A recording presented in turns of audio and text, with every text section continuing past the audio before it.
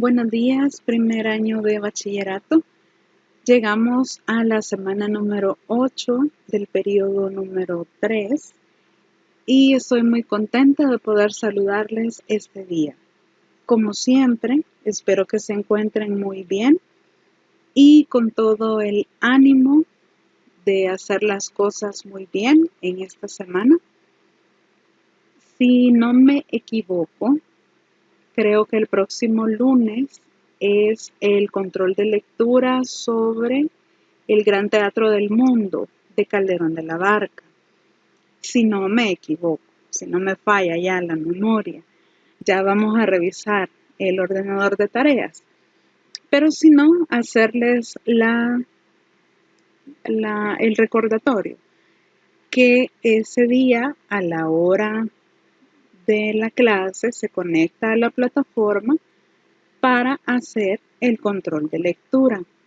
Las preguntas van a ir de forma secuencial, quiere decir que si no contesto una y la paso, no puedo regresar. Así que tengan mucho cuidado, por favor, estén muy atentos. Cualquier problema con la plataforma, me lo comunica, me puede escribir un correo o me puede escribir al WhatsApp y una vez finalizado el laboratorio yo le ayudo.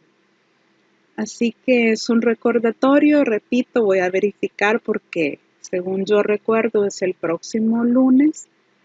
Ese día no habría clase, sino que es evaluación para que lo vaya teniendo ya en cuenta. Vea que el tiempo va muy rápido. Yo no sé ustedes, pero yo siento que cada semana pasa volando. Así que es muy importante aprovechar el tiempo, aprovechar cada clase, porque todos tenemos una meta, ¿verdad? Para este año. En el caso de ustedes, pues los generales ser promo el otro año y los técnicos avanzar un año más en su paso por el colegio. Yo estoy muy contenta con el trabajo que todos ustedes están realizando, los felicito.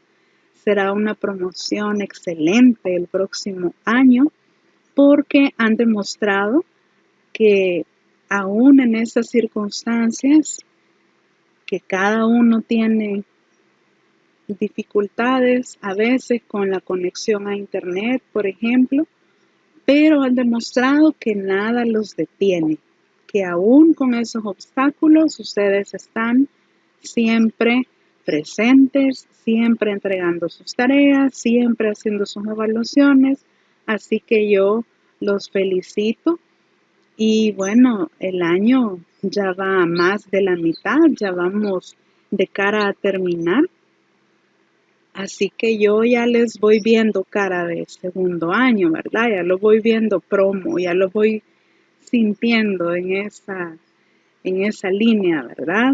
Usted mentalícese desde ya que los generales ya van a ser promo y pues los técnicos un año más para llegar a hacer promoción del colegio.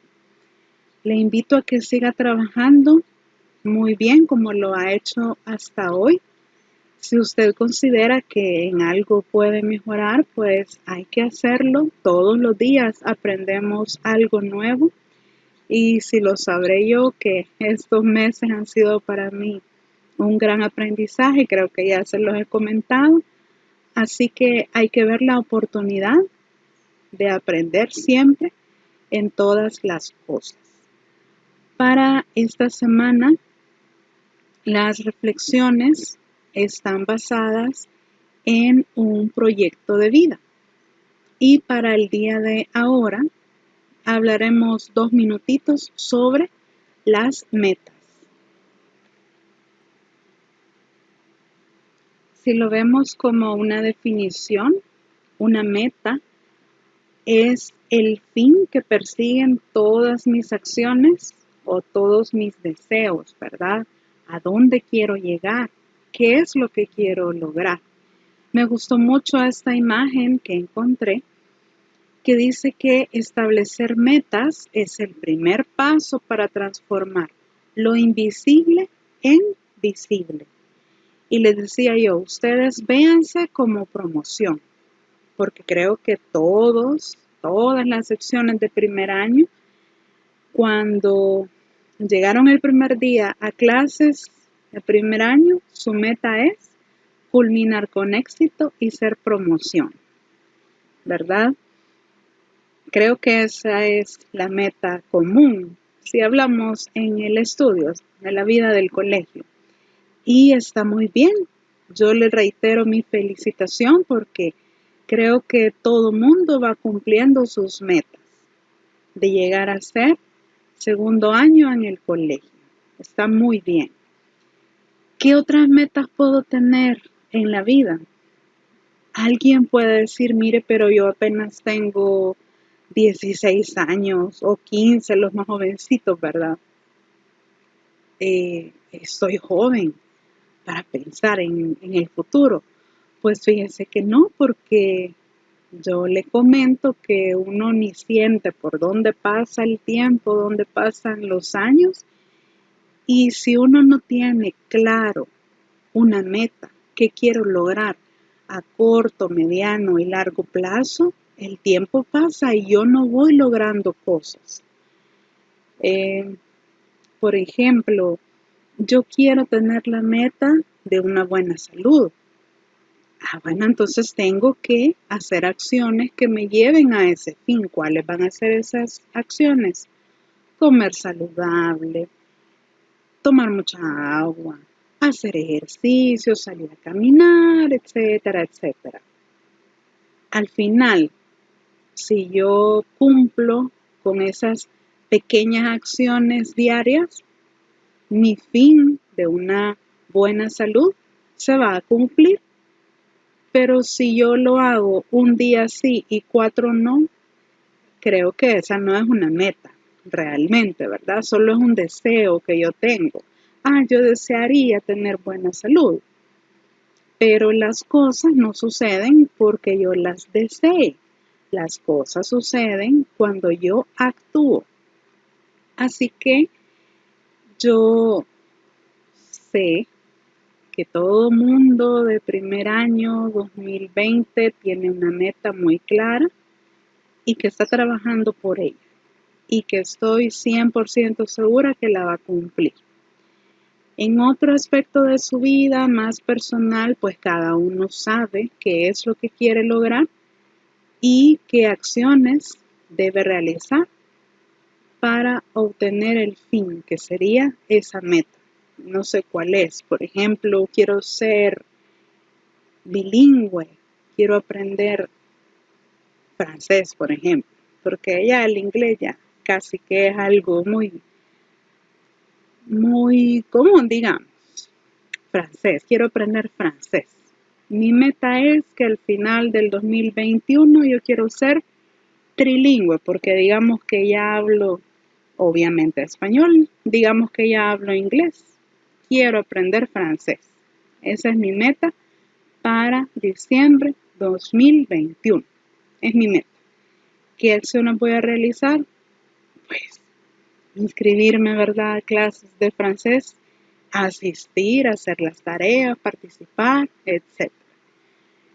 Y, como le digo, son ejemplos. Ya cada uno de ustedes se conoce mejor y tiene su proyecto de vida y sabrá cuáles son las metas que quiere lograr. Yo solo le doy un ejemplo y le animo a que usted mismo se ponga metas en todos los ámbitos de la vida. Comenzamos entonces con el desarrollo de la clase para esta semana. La presente semana, que es la número 8, estudiaremos las innovaciones que Lope de Vega hizo al teatro barroco, es decir, al teatro del siglo XVII, y veremos que son algunos cambios muy importantes, lo fueron en su época, y son cambios que se han mantenido en el teatro hasta nuestros días. Lope de Vega sentó las bases o sentó la fórmula teatral que muchos otros dramaturgos posteriores a él siguieron cultivando. Lope de Vega, junto a Calderón de la Barca y a Tirso de Molina, representan los grandes dramaturgos del siglo de oro español. En su teatro, la temática de valores religiosos, la temática del amor, del honor y de la honra siempre estaban presentes. Algunas de sus obras más famosas y que se han representado incluso en la actualidad son La Dama Boba, El Perro del Hortelano, Fuente Ovejuna, Peribáñez y El Comendador de Ocaña. En este tipo de obras nosotros podemos apreciar las características más importantes del teatro de Lope de Vega y, por ejemplo, conservar o defender el honor y la honra era un aspecto muy importante en el siglo XVII y es un tema que se ha abordado en gran manera, por ejemplo, en Peribáñez y El Comendador de Ocaña. En esa obra, en defensa propia, digamos, se comete un asesinato y el rey, en lugar de castigar a quien había matado al comendador, lo recompensa porque Peribáñez defendió el honor y la honra de su esposa. Entonces, en el teatro de Lope de Vega, esos dos aspectos, el honor y la honra, eran muy importantes. Y el rey siempre iba a establecer un orden. Más adelante veremos algunas otras funciones muy importantes que tenía el rey. Lope de Vega recibió algunos sobrenombres por su ingenio o por lo importante que él fue en la literatura española del siglo XVII. Y por ejemplo, ahí le he escrito dos sobrenombres que sería Fénix de los Ingenios y también Monstruo de la Naturaleza. Cabe destacar o recalcar que son sobrenombres con un aspecto positivo. Lo que querían era exaltar el ingenio, la agudeza mental y la forma en que Lope de Vega abordaba algunos temas, muchas veces delicados, socialmente hablando, pero que por el público fueron muy aceptados y fueron alabados. En un principio, cuando Lope de Vega comienza a sentar las bases de cómo sería la fórmula teatral en el siglo XVII, muchos eruditos en la materia, otros dramaturgos de gran trayectoria, le criticaron por todas las prácticas que él estaba proponiendo, porque él proponía dejar de lado o cambiar la forma de hacer teatro respecto al teatro clásico. Por ejemplo, en el teatro clásico se conservaban las unidades dramáticas y él proponía que había que quebrantarlas. El teatro clásico únicamente era tragedia o era comedia. Él proponía que había que hacer una mezcla porque la vida era así. O también el teatro clásico tenía 5 actos y él proponía una reducción. Entonces, en un primer momento, su teatro fue duramente criticado y no querían reconocerle que lo que él hacía era una forma de arte. Esto porque en aquel momento todo lo que se consideraba arte debía respetar obligatoriamente las normas clásicas. Y cuando Lope de Vega no las respetaba o propuso irrespetarlas, entonces lo que él hacía, su fórmula teatral, no era considerada una forma de arte. A pesar de todo esto, él continuó con todos los cambios, con todas las innovaciones que quería hacer y para sorpresa de muchos, su teatro fue muy aceptado. Es importante decir que la forma de hacer teatro de Lope de Vega estaba pensada más que todo para el pueblo, para la gran mayoría de personas de clase baja.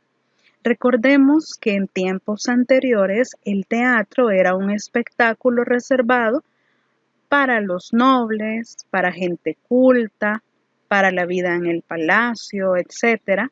No así para las personas del pueblo o del vulgo. Sin embargo, Lope de Vega quiere cambiar este aspecto y quiere que el teatro sea atractivo para un gran número de personas. Dicho en palabras sencillas, no le interesaba quedar bien con los ricos, con los nobles, con los cultos, sino que le interesaba que la población, que la gente humilde, común y corriente, apreciara el teatro, recibiera algún tipo de cultura a través del teatro. Y entonces, por ejemplo, adapta el lenguaje de los personajes según su estrato social, aborda algunos temas y la gente cada vez se va identificando con las historias que se presentan, con los personajes que aparecen en escena y poco a poco el teatro de Lope de Vega se fue expandiendo al punto que se consideró que el teatro del siglo XVII, gracias a Lope de Vega, fue un espectáculo de masas. Quiere decir un espectáculo que abarcaba a un gran número de personas. Por este éxito, a Lope de Vega también se le llamó el creador de la comedia nacional. Imagínense la palabra comedia nacional. Da la idea que es para todo público, ¿verdad? Sin distinción social o económica. Y ese era el gran objetivo del teatro de Lope de Vega, acercar el teatro al pueblo, al público más modesto. A ese conjunto de cambios que Lope de Vega propuso y aplicó a sus obras, se le llamó comedia nueva. Y ya vamos a ver cuáles son sus características más relevantes. Ya les hablaba un poco sobre el quebrantamiento de las unidades dramáticas, acción, lugar y tiempo. Quiere decir que en el teatro clásico solo había una historia que contar, la principal, la más importante, se desarrollaba en un solo escenario y tenía que durar un día en la comedia clásica. Pero En el teatro de Lope de Vega, esto se quebrantó y tenemos que hay obras que su historia dura meses, incluso años, quebrantando así la unidad de tiempo. Lógicamente, si es una historia que va a durar mucho tiempo, tiene que ser en más de un lugar, diferentes escenarios. Y entonces tenemos que siempre hay una historia principal, pero los personajes secundarios, digamos, también tienen su propia historia, que en algún momento va a tener incidencia con la historia principal de los protagonistas. Pero entonces en la comedia nueva hay diversidad de historias, diversidad de acciones, ya no solamente una. La segunda característica, mezclar lo trágico y lo cómico, creo que ya se lo mencionaba también, porque él pensaba que la vida es así, es una mezcla de sentimientos, de emociones, incluso la tragedia es parte importante en la vida, entonces una historia debía presentar todos esos aspectos, todos esos conflictos que la vida muestra, pero debe haber una mezcla, una diversidad de situaciones, de emociones y de sentimientos. Composición de la obra en 3 actos: planteamiento, nudo y desenlace. ¿Por qué razón? Porque así es más fácil hacer la división de la obra. En las obras clásicas, por ejemplo, que eran 5 actos, se dificultaba marcar hasta dónde llegaba el inicio o el planteamiento, a dónde estaba el nudo y a dónde culminaba.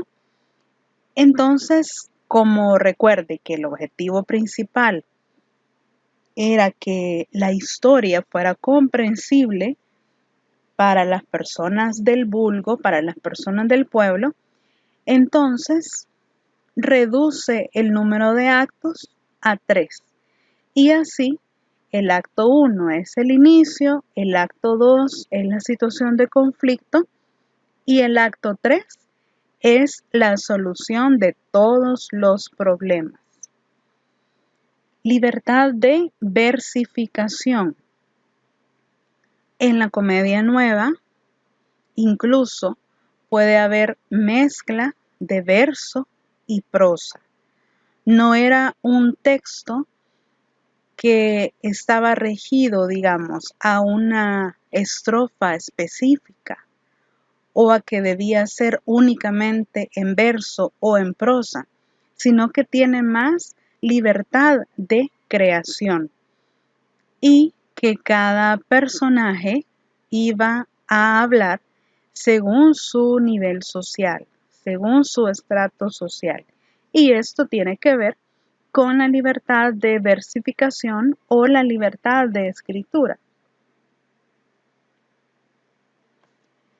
El hecho de que Lope de Vega quería que el teatro fuera más comprensible para las personas sin mayor educación, digamos, no quiere decir que iba a descuidar los aspectos en la calidad literaria, en hacer un buen guión, una buena historia, sino que iba a ser algo muy cuidado en su lenguaje, incluso en el vestuario, utilería, etcétera. Tendría que ser algo de buena calidad y atraer al mayor número de personas, enfocado más que todo en el vulgo.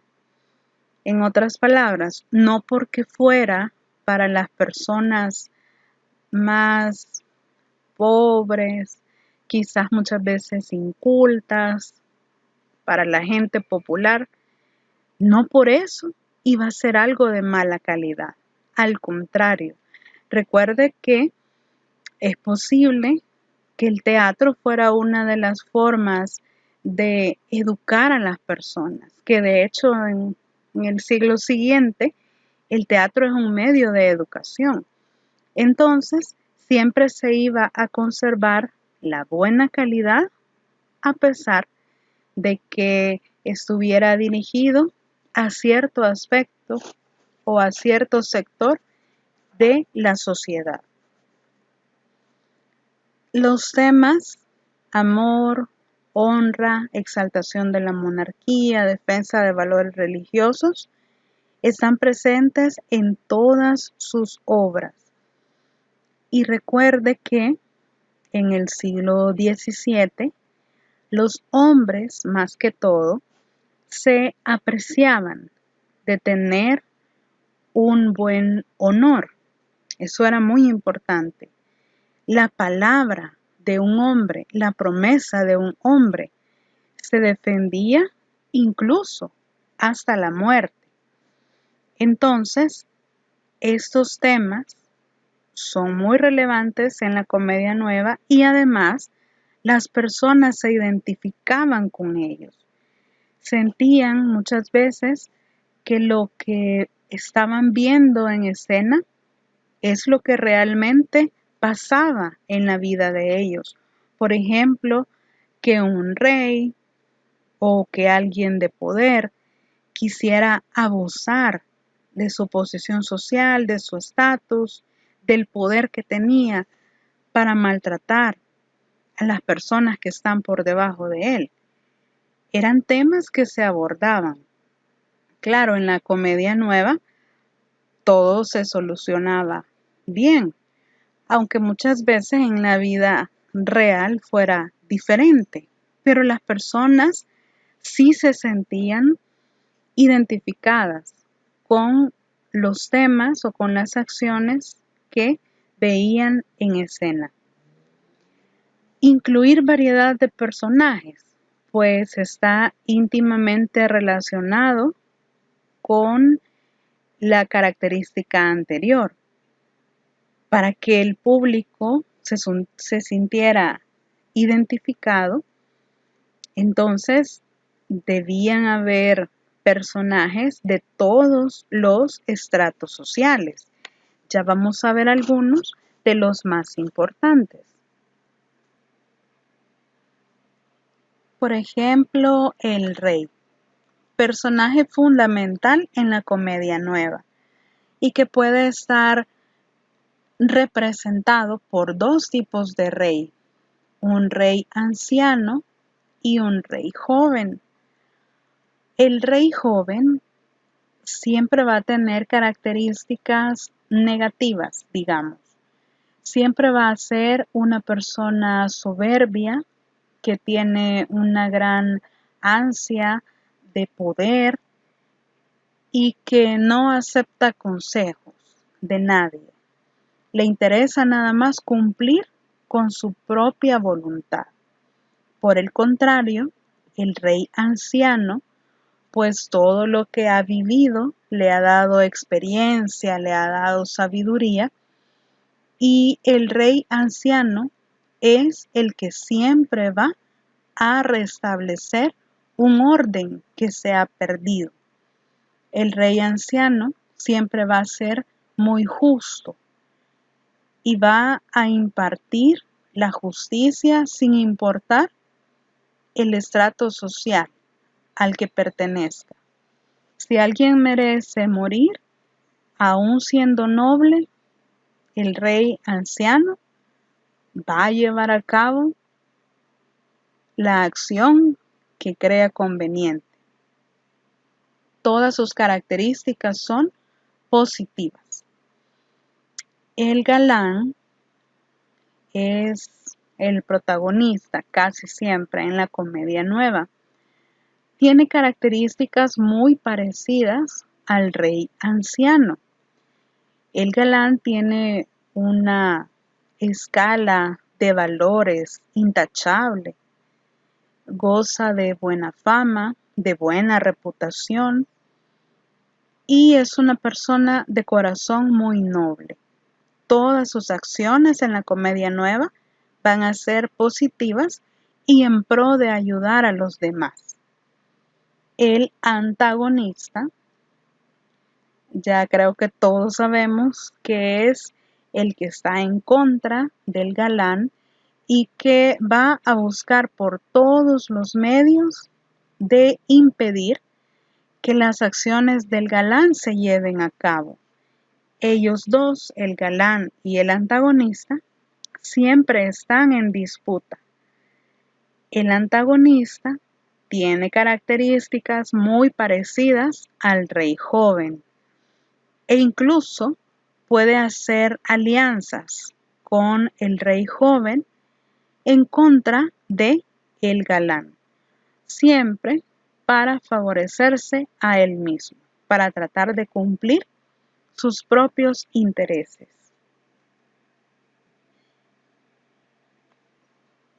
El Barba, un personaje muy importante en la comedia nueva, y el Barba es el papá de la dama.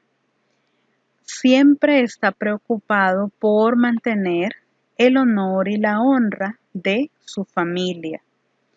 Es un hombre muy noble, muy trabajador.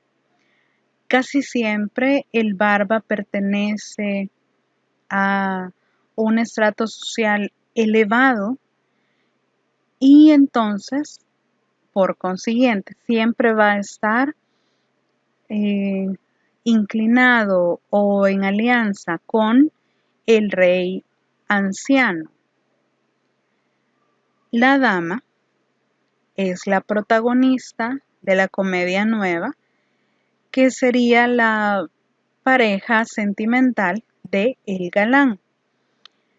La dama representa al ideal de mujer de la época, muy sumisa, muy obediente a la voluntad de su padre, nunca va a hacer algo que manche el honor o la honra de la familia, es muy cuidadosa de eso.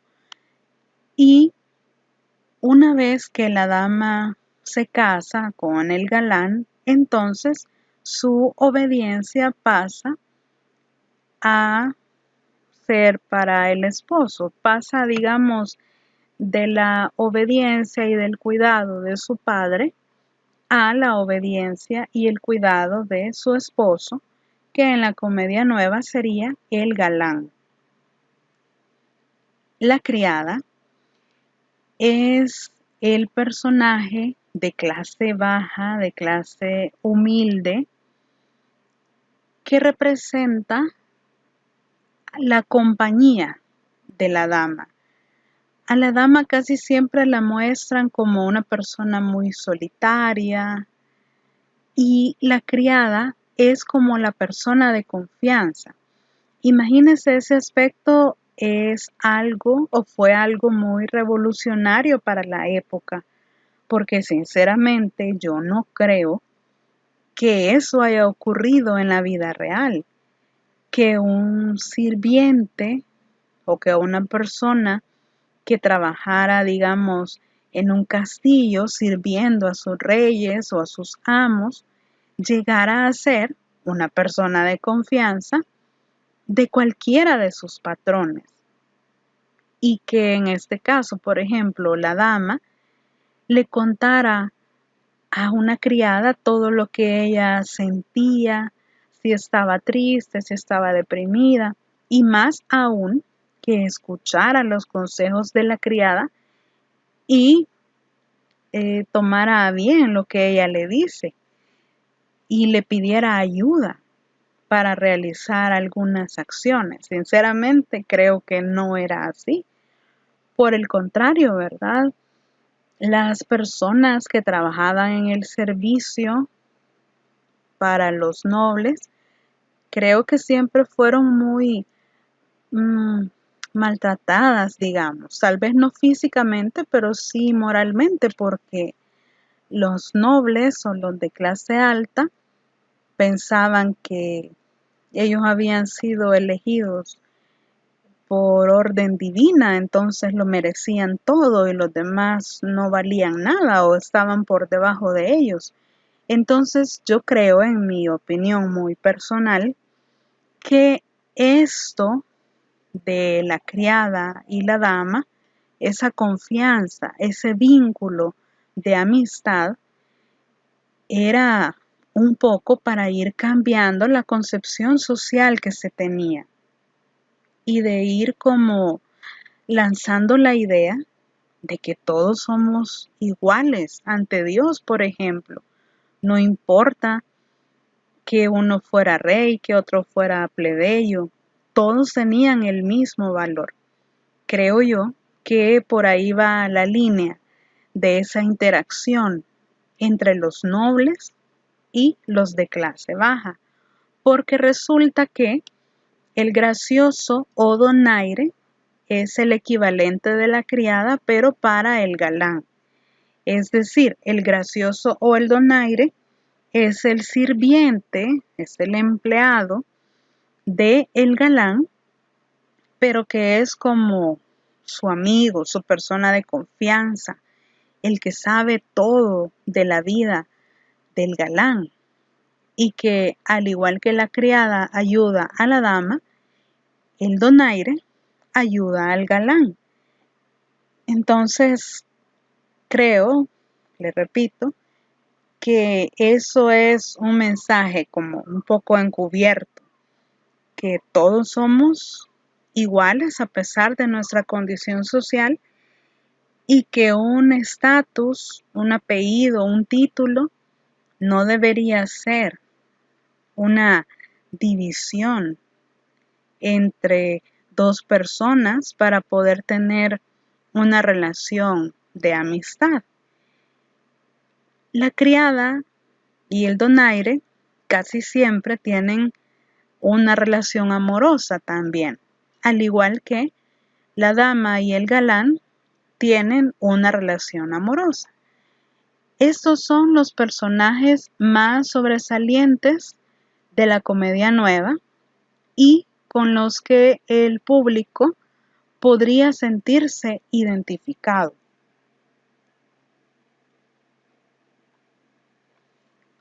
Todos estos cambios que le he mencionado, todas estas innovaciones que Lope de Vega quiso hacer al teatro, las escribió en una obra titulada Arte Nuevo de Hacer Comedias en este Tiempo, fue su nombre original, Arte Nuevo de Hacer Comedias.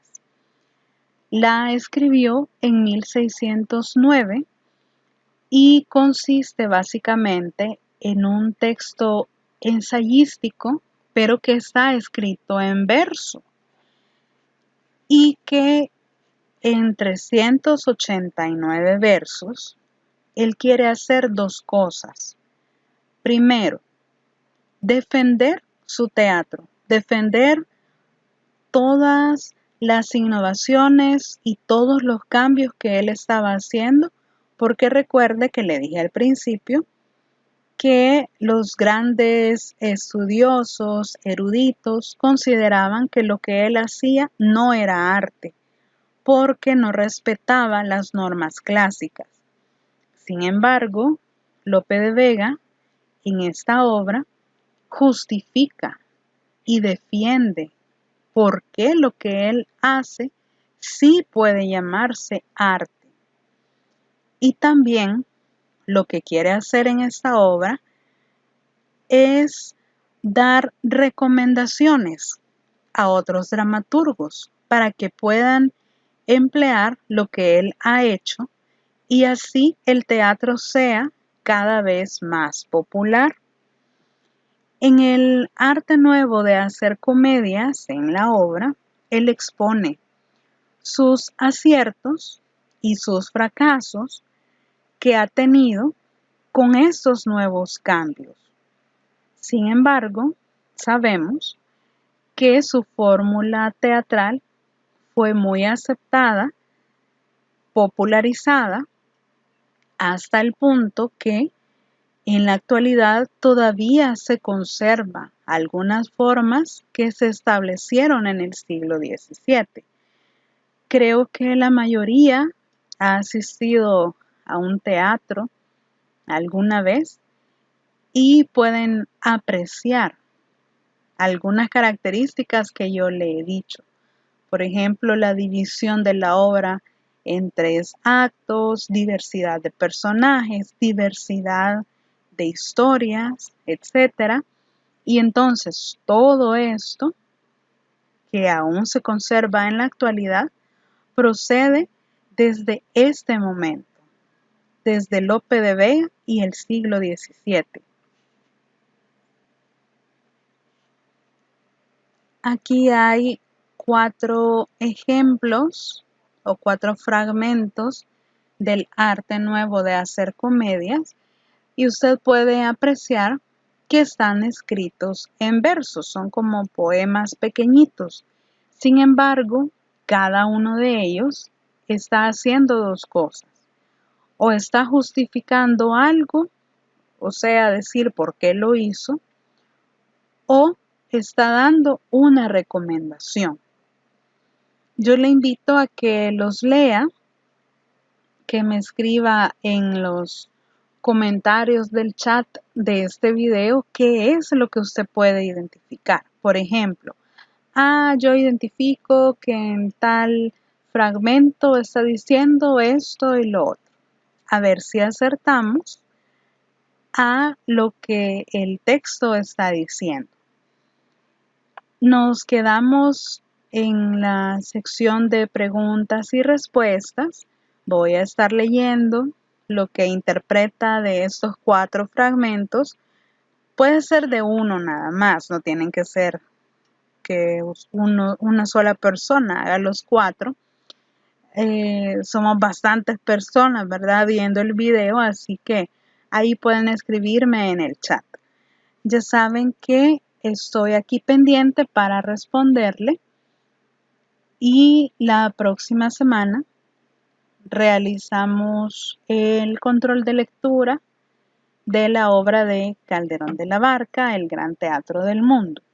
Si tuviese alguna pregunta antes del próximo lunes, con mucho gusto puedo ayudarle, ya sabe, por todos los medios de comunicación, WhatsApp, Twitter, correo, plataforma virtual. Y yo con mucho gusto voy a atender sus consultas. Nos quedamos en las preguntas.